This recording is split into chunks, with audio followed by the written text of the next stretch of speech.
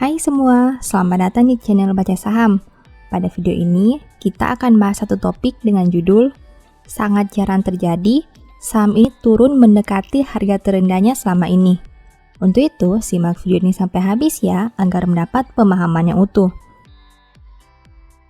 Ada satu saham yang merupakan market leader di industri food and beverage yang menurut Mimin cukup menarik. Harga saham ini mengalami penurunan cukup besar dalam beberapa tahun terakhir dan bahkan mendekati harga terendahnya dalam 10 tahun. Selain itu, dari sisi valuasi, harga saat video ini dibuat sudah hampir mendekati valuasi terendah yang pernah dicapai. Dengan mempertimbangkan brand image yang sangat kuat, dividen yang dibagi perusahaan ini juga berada di angka 4%. Apakah kamu tertarik untuk melihat kinerja saham ini lebih jauh lagi? Kita akan mengkaji lebih lanjut tentang perusahaan ini. Pembahasan akan dilakukan dari berbagai aspek dengan memperlihatkan kelebihan dan kekurangannya. Namun seperti biasa, materi yang disampaikan hanya dari sudut pandang pribadi dan bukan rekomendasi ya. Tidak ada jaminan pasti profit apabila Anda mengikuti isi video. Oke, langsung saja masuk ke pembahasan. Pertama, kepemilikan saham pemegang saham mayoritas. 50,07% saham perusahaan ini dimiliki oleh pemegang saham mayoritasnya, sedangkan jumlah yang berada di masyarakat adalah sebesar 49,93%. Untuk komposisi saham mayoritas, menurut Mimin saham ini tidak terlalu menarik karena jumlah kepemilikan owner sudah hampir sama dengan saham yang ada di masyarakat. Pertanyaannya, kenapa pemilik perusahaan tidak ingin memiliki sahamnya lebih banyak lagi? Berikutnya mari kita lihat kepemilikan saham oleh top management. Terdapat 3 orang top management yang punya saham perusahaan dengan kepemilikan terbesar sebanyak 1,32 juta lembar. Meski saham ini memiliki poin minus pada komposisi saham yang beredar, tapi dari sisi top management, saham ini bisa dikatakan masih menarik karena pemilik perusahaan ini masih menjabat sebagai top management sehingga bisa diharapkan kepemimpinannya bisa untuk meningkatkan kinerja perusahaan ke depan. Kedua, kinerja neraca keuangan. Mari kita lihat rangkuman kinerja neraca perusahaan untuk tahun 2017 sampai 2020. Total asetnya mengalami kenaikan sebanyak 85,51%, dari yang awalnya berjumlah 87,94 triliun di tahun 2017 menjadi 163,14 triliun di tahun 2020. Sedangkan jika kita membandingkan dengan satu tahun sebelumnya dengan jumlah 96,2 triliun, aset perusahaan mengalami peningkatan sebanyak 69,58%. Bagaimana dengan liabilitasnya? Hutang perusahaan mengalami kenaikan 103,98% jika dibandingkan dengan tahun 2017 yang punya nominal 41,18 triliun dan menjadi 84 triliun di tahun 2020.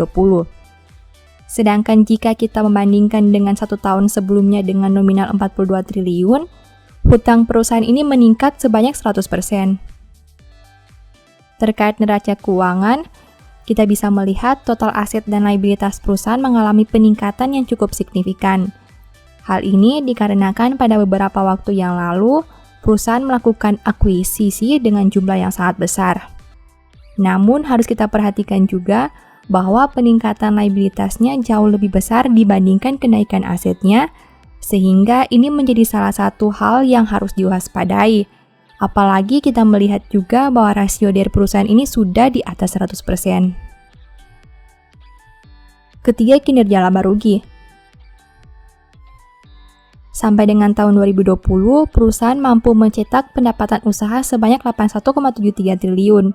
Angka tersebut mengalami peningkatan 16,44% jika dibandingkan dengan 4 tahun yang lalu dengan jumlah 70,19 triliun. Jika dibandingkan dengan tahun 2019 yang punya nominal 76,59 triliun, pendapatan perusahaan mengalami peningkatan juga sebanyak 6,71%. Selain itu, kita juga bisa melihat bahwa perusahaan menghasilkan laba sebesar 6,46 triliun di tahun 2020. Angka tersebut mengalami peningkatan 54,92% jika dibandingkan 4 tahun yang lalu dengan nominal 4,17 triliun. Sedangkan jika dibandingkan dengan satu tahun sebelumnya dengan nominal 4,91 triliun, laba perusahaan mengalami peningkatan sebanyak 31,57%. Meski terjadi peningkatan yang luar biasa dari aset dan liabilitas, kita bisa melihat bahwa pendapatan dan laba perusahaan tidak memperlihatkan hal yang serupa. Pendapatan dalam 1 tahun hanya naik 6%, meski terjadi kenaikan sebanyak 31% pada labanya. Jika Anda tertarik dengan saham ini, kamu harus lihat lagi kenapa labanya bisa naik signifikan, padahal pendapatannya hanya naik 6% saja. Keempat, dividen yield. Dividen terakhir yang dibagi perusahaan sebesar 278 pada tanggal 23 Juli 2020. Dengan menggunakan harga saham 6.125, dividen yield perusahaan ini sejumlah 4,54%. Dalam beberapa tahun terakhir, perusahaan rutin bagi dividen dengan yield yang cukup menarik di angka 4%. Namun di tahun 2021 ini, Mimin belum mendengar isu pembagian dividen perusahaan. Apakah di tahun 2021 mereka akan membagi dividen? Kita tunggu saja informasinya. Kelima, harga saham. Harga saham perusahaan di awal tahun 2017 adalah 7.975. Apabila membandingkan dengan harga saham saat video ini dibuat di angka 6.125, artinya saham ini sudah mengalami penurunan sebanyak 23,20%. Nah, meski terjadi kenaikan yang cukup besar untuk kinerjanya, harga saham perusahaan ini turun hingga 23% jika dibandingkan harga pada 4 tahun yang lalu. Menurut Anda, apakah ini suatu kesempatan? Mengingat dividen yield yang ditawarkan perusahaan ini sudah menarik dan perusahaan merupakan market leader di industri food and beverage. Keenam, punya peluang multi-bagger. Dengan menggunakan harga saham 6.125, PER saham ini berada di angka 7,78 kali dengan PBV 1,21 kali. Saat video ini dibuat, book value perusahaan ada di angka 5.072. Artinya, saham ini dijual dengan harga yang berada di atas book value-nya. Apabila harga saham naik 1 kali lipat dari 6.125 menjadi 12.250, berarti valuasi PBV saham ini dari 1,21 kali menjadi 2,42 kali. Menurut Mimin, saham ini cukup menarik dari sisi valuasi dengan PER yang hanya 7 kali dan PBV di angka 1,21 kali. Nilai ini termasuk rendah, apalagi mengingat brand image dan kualitas manajemen perusahaan yang tidak perlu diragukan lagi. Namun, kamu tentu harus tetap menganalisa sebelum mengambil keputusan ya, karena tidak selamanya valuasi yang rendah menyebabkan di kemudian hari harga sahamnya juga pasti akan naik. Berikut ini informasi umum dari perusahaan yang dibahas pada video ini. Nama sahamnya adalah PT Indofood dengan kode saham INDF. Saham ini bergerak di sektor food and beverage dan listing pada tanggal 14 Juli 1994. Apakah Anda tertarik untuk menganalisa lebih lanjut saham ini? Ingat, informasi yang disampaikan pada video ini bukanlah rekomendasi atau ajakan membeli saham ini. Mimin hanya membagikan analisa sederhana dari satu saham, namun keputusan jual beli tetap berada di tangan Anda sendiri. Demikian informasi pada video ini, semoga bisa memberi manfaat kepada kamu semua ya. Oh iya, saya mau menyampaikan bahwa sekarang Baca Saham punya 3 e-book tentang saham yang mungkin saja bisa berguna bagi kamu, yaitu Strategi Nabung Saham, Analysis Report, dan The Stock Market. Berikut perbedaan antara 3 e-book tersebut. E-book Strategi Nabung Saham berfokus pada pembahasan teknik, money management, dan semua hal yang berhubungan dengan nabung saham. Poin intinya bisa dilihat pada tampilan berikut ini.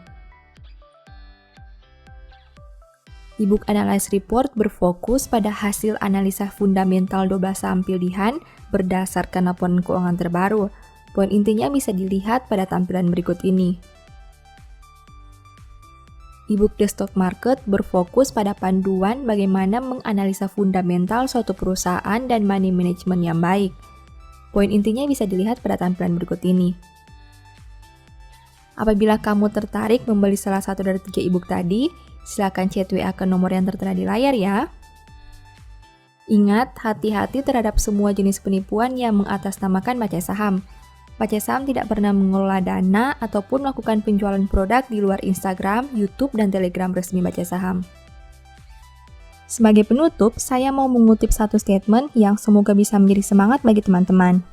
Siapa bijak hati memperhatikan perintah-perintah, tetapi siapa bodoh bicaranya akan jatuh. Thank you.